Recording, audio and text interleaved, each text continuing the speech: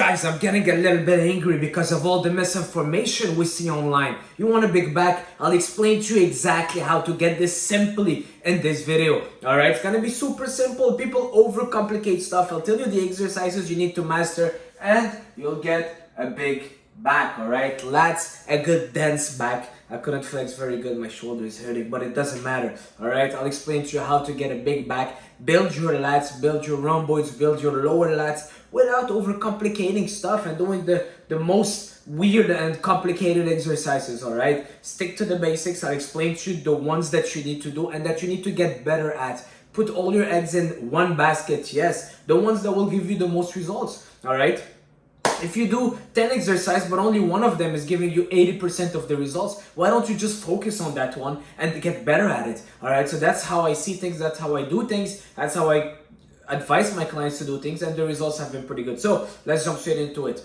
We need a vertical, is it a vertical? Yeah, a vertical pull, but not all vertical pulls are the same. So doing a lat pull down is not the same as doing a pull-ups. Alright, so ideally I want you to work your way up to doing a body weight pull-up. Work your way up there. Now, if you're someone that has never done a pull-up, well, you can start with pull-downs. Alright, you can slowly increase the weight on that pull-down, and maybe you'll need to lose a little bit of body fat so your weight is lighter, and make sure that you're improving your body fat percentage so you can also pull yourself up. This is something else, but you want to improve your way and get your way up to doing a pull-up. So you can either go on the pull-down and start increasing the weight, or you can do pull-ups with elastics. A lot of people, I give it to my clients, they put elastics just under their knees and boom, they do their pull-ups, work super well up until you can work your way up to doing a body weight pull-up, alright? And once you're able to do body weight pull-ups, guess what? Do a lot more of them. So me, when I would train my back, I'll do seriously around 200 pull-ups in this back workout. Yes, 200 pull-ups, you heard me right. I would do sets of 6, 7, 8, 10, and I'll just go to failure, honestly. I won't rest as much, alright? If you're like, well, you know what, I'm too strong for pull-ups, I need to do weighted pull-up, well, hold on a second.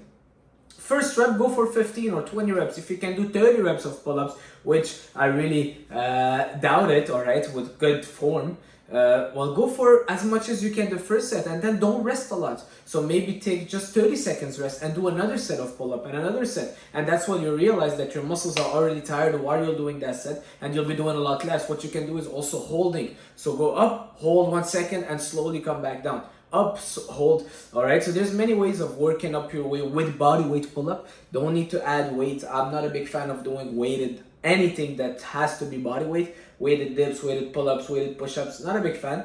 Alright, so work your way up to pull-ups and do as much as you can in your workouts. Guys, pull-ups are the most efficient exercise for your back, for your lats. Alright, make sure to do them properly. Alright, it's not just about swinging your way up, but also don't neglect them. And that's where you want to put most of your energy, number one. Alright, most of it, not all of it. So pull-ups, I would start with them. Alright, if you're someone that is not very strong at pull-ups, start with them and maybe put your effort there while you have more energy. So maybe 3, 4, 5, 6 sets to failure. Alright, so you can do sets of 8 is for the first set, and then slowly, if you're getting weaker, do less and less. Alright, so that's number one. Number two, I want you to choose one horizontal, is it a horizontal? Yeah, horizontal pull, basically a row. One rowing movement that you feel well. Alright, so one rowing movement that you feel well. So it could be a seated close grip row on the cable. It could be a dumbbell row. It could be a barbell row. It could be a machine seated row, both arms at the same time. Anyone that you feel well and where your elbows are finishing by your sides. You don't want your elbows to finish up because that's a horizontal row too, that's a rowing too. But in this way, we're working a lot of rhomboids, a lot of traps. That's not necessarily what we want to hit. When we're doing our rows, you want to get your elbows down kind of to your sides, and that's where you'll be hitting a lot more lats. Alright, so elbows by your side. You don't want to this, but elbows finishing there. Alright, so for those, it could be, like I said, barbell rows, dumbbell rows, seated cable row. Choose one. You don't need to do them all. You don't need the whole variety. Alright, choose one that you like and make sure that you improve on it. Alright, so for me, I really love doing dumbbell rows because also it's unilateral and that's pretty much the only row that I'm doing lately. Alright, so focus on those ones and get better at them. Okay.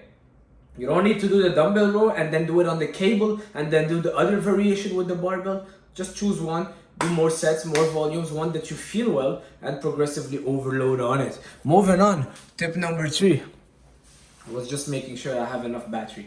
Tip number 3, a hip hinge movement.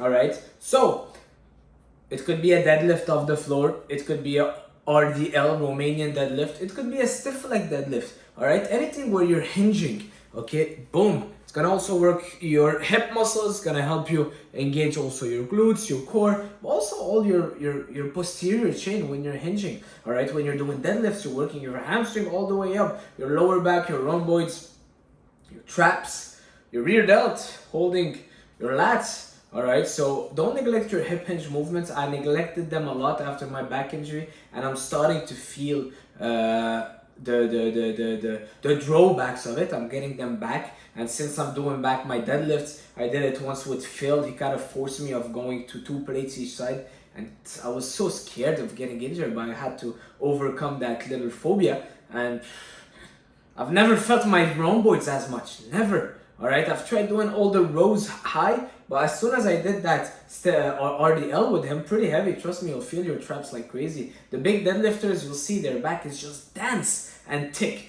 Do it properly, don't ego lift. All right, so any hip hinge movement, I personally, rack pulls also work. I personally don't like deadlifting off the floor anymore, so I'll do stiff leg or RDLs.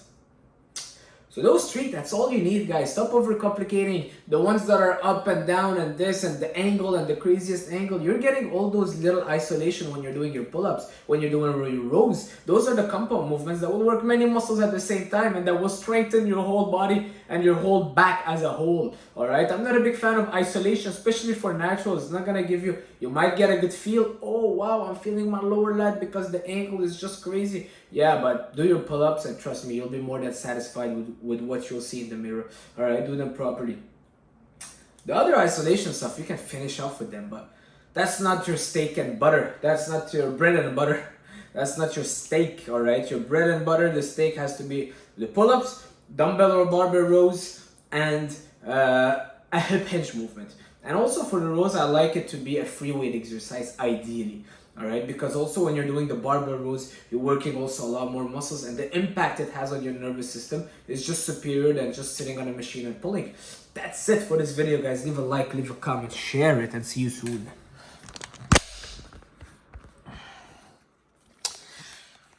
Also, guys, just wanted to say for everybody that needs coaching, you can go on my website, all the natural lifters.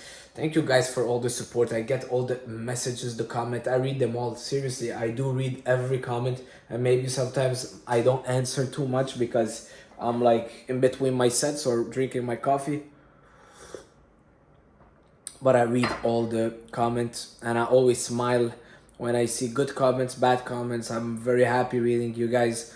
And go on my website, whatever you need, you know, coaching, diet plans, bulking, cutting, whatever you're doing. If you have questions, leave them down below.